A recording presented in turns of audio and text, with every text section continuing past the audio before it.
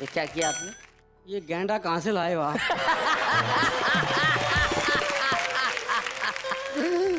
नहीं नहीं तो कभी एक कवित्री को खा चुका है। हाँ नेहा जी, हाँ क्या आपने क्या बोला था मेरे को बुलाने से पहले? I appreciated you know. बस ये अंग्रेजी की दिक्कत है हरियाणा के आदमी के साथ। हरियाणा का आदमी तो अंग्रेजी भी बोलता है तो उसका भी हरियाणवीकरण कर देता है। अच्छा, वो अंग्रेजी बोलेगा तो ऐसे ही बोलेगा, बोले हाउ डू डू रहे। वो एक ने एक से कहा, बोले हाउ डू डू रहे। दूसरा बोला फाइन सू। फाइन सू। एक बोला बड़ी भारीनेस सी फील कर रहा हूँ। भारीनेस? बोले भाई ये भारीनेस क्या होती है? बोला हैवी पन। हैवी पन। हमारी अंग्रेजी ऐसी है, जो बस में एक लड़का खड़ा था, एक लड़की चढ़ी तो लड़की का पैर लड़के के पैर पे रखा गया। अच्छा। तो लड़के का पैर दब गया तो लड़की बोली सॉरी, तो लड़का बोला मेंशन नॉट। अच्छा। लड़की आगे बढ़ गई, पीछे एक हरियाणा का बूढ़ा चढ़ गया, गलती से उसका पैर भी उस लड़के के पैर पे रखा गया। तो उसने लड़की की देखा देखी कह दी सॉरी। तो लड़का बोला तमीज नहीं, आप देख के नहीं चल सकते, सारा जूता खराब कर दिया, पैंट खराब कर दी, चलने की तमीज नहीं आपको? तो हरियाणा का बूढ़ा बोला क्यों भाई, मेरी सॉरी की स्पेलिंग गलत थी। और अच्छे। अच्छा है। वो बस स्टैंड पे बहुत सारी महिलाएं खड़ी थी, एक बूढ़ा खड़ा था, बस आकर रुकी तो कंडक्टर ने सारी महिलाएं तो चढ़ा ली। अच्छा। जैसे ही बूढ़े का नंबर आया हाथ अड़ा दिया, बोला नो मोर है। बोले सारी मोर नहीं है तो चढ़ा ली। अच्छा, मेरा नंबर आया तो नो नो मोर। बहुत अच्छे। तो हमारी अंग्रेजी ऐसी है जी। दरअसल क्या है, वो एक बच्चा आया रिपोर्ट कार्ड लेके, हाँ। बड़ा मायूस सा। बाप ने पूछा क्या हुआ? बोले स्कूल से रिपोर्ट कार्ड लाया हूँ, फेल हो गया। बोले क्यों चिंता कर रहा है, रिपोर्ट कार्ड ही तो है, कौन सी डीएनए रिपोर्ट है। तो हमारी अंग्रेजी ऐसी है। दरअसल क्या है, हमारे यहाँ तो पढ़े नहीं पढ़े वो बराबर ही है मामला, और नहीं पढ़े तो भी कम नहीं है वो। अच्छा। वो एक तो कभी स्कूल गया ही नहीं, उसका काम था दिन भर गाय भैंस का गोबर इकट्ठा करना और छत पे उपले थापना गोश्त से। जी। उपले उपले समझते हो ना? हाँ। जब गोबर सुखाते हैं उसका ईंधन बनता है, जो चूल्हे में डालते हैं, उससे ग्रामीण भाषा में उपले कहा जाता है। Okay. और ग्रामीण में गोश्त से कहा जाए। जी। गोबर। गोबर तो ये बैठा है। आप हंसाने की जगह गुस्सा कर देंगे। क्या करूं भैया, अब जाकर अगला हंस नहीं रहा तो मैं क्या करूं बताओ। ये गोबर ईंधन बनकर तुम में आग भी लगा सकता है। आगे हाँ। बोलो। उसका काम था दिन भर गाय भैंस का गोबर इकट्ठा करना, छत पे उपले थापना। बड़ा हुआ तो लड़की वाले रिश्ते के लिए आए, तो लड़की के बाप ने लड़के के बाप से एक सामान्य सा सवाल कर दिया। बोले जी लड़का कितना पढ़ा लिखा है? बोले तुम पढ़े लिखे की बात कर रहे हो, उसके ऑटोग्राफ छत पे सूख रहे हैं। ऑटोग्राफ। एक कविता आपको सुनाता हूँ जी। एक दिन मैंने अखबार में पढ़ा कि जेल में मिलती हैं सुविधाएं आलीशान। अच्छा।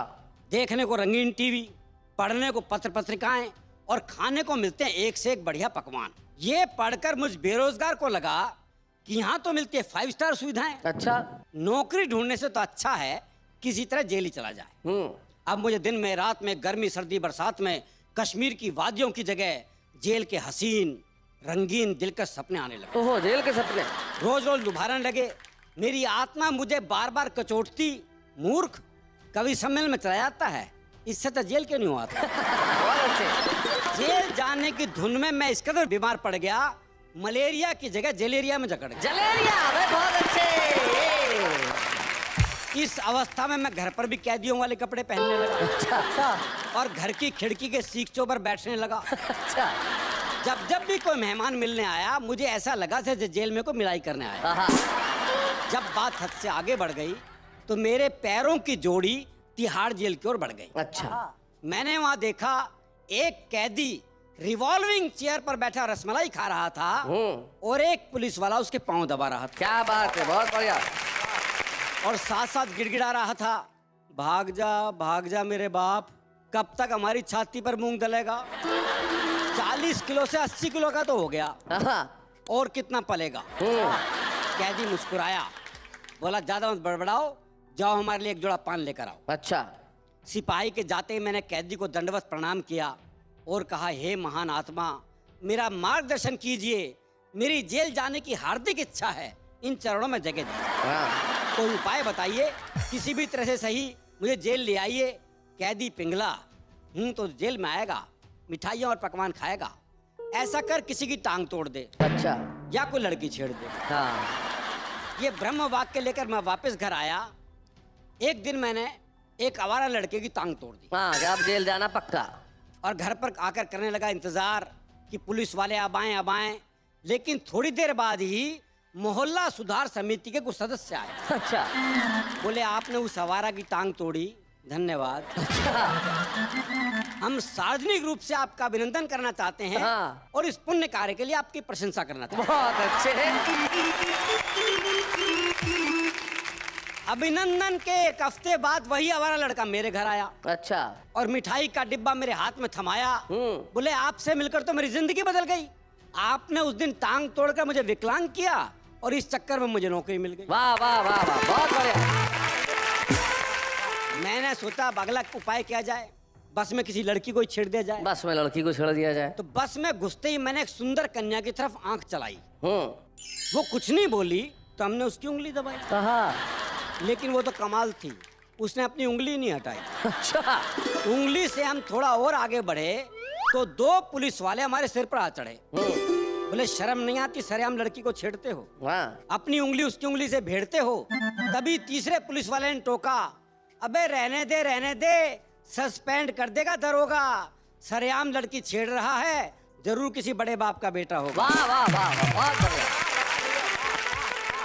पहला बोला नौकरी गई भाड़ में, ये बड़े बाप के बेटे ऐसा ही करते हैं शराफत की आड़ में। क्या बात है। वाह। ये बड़े बाप के बेटे ऐसा ही करते हैं शराफत की आड़ में। लड़की दरअसल छिड़ी ही नहीं थी, अच्छा। उंगली उसकी उंगली से भिड़ी नहीं थी, इसलिए वो बीच में पुलिस वाले से बोली भाई साहब क्यों इतने हैंडसम लड़के को बदनाम करते हैं, बहुत अच्छे। क्यों इतने हैंडसम लड़के को बदनाम करते हैं, इन्होंने तो मुझे छेड़ा ही नहीं। उस लड़की को छेड़ना मुझे और सता गया क्योंकि शाम को ही उसका बाप घर पर रिश्ता लेके आ गया। एक दिन मैंने एक महिला का पर्स चुराया अच्छा। और भागा भागा पुलिस स्टेशन आया। वह महिला वहीं बैठी पाई और जैसे ही उसने पर्स चोरी जाने की रिपोर्ट लिखाई, मैंने पर्स को थानेदार के आगे सरकाया और हथकड़ी लगवाने की मुद्रा में अपने हाथों को आगे बढ़ाया। पुलिस वाले ने मेरे हाथों को झड़क दिया। मुफ्त में जेल जाना चाहता है। हाँ, क्या बात है भाई, वाह वाह, बहुत बढ़िया पंक्ति है। मुफ्त में जेल जाना चाहता है। इतना कहकर उसने एक फोन मिलाया और अपने साले को थाने में बुलवाया, मुझे 2 डंडे मारकर वापस भिजवा दिया और पर्स चुराने के आरोप में उस साले ने अपने साले को अंदर करवा दिया। क्या बात है, वाह। अब आप ही लोगों से कुछ उम्मीद है?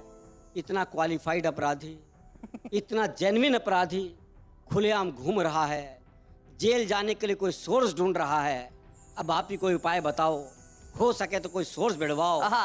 और किसी भी तरह से सही मुझे आप जेल तो भिजवाओ। क्या बात है, वाह वाह। वैसे आप भी क्या उपाय बताओगे? अगर आपके पास ही कुछ उपाय होते तो आप ये कविता घर पर नहीं बल्कि जेल में रंगीन टीवी पे देख रहे होते। क्या बात है, बहुत बहुत बहुत अच्छा।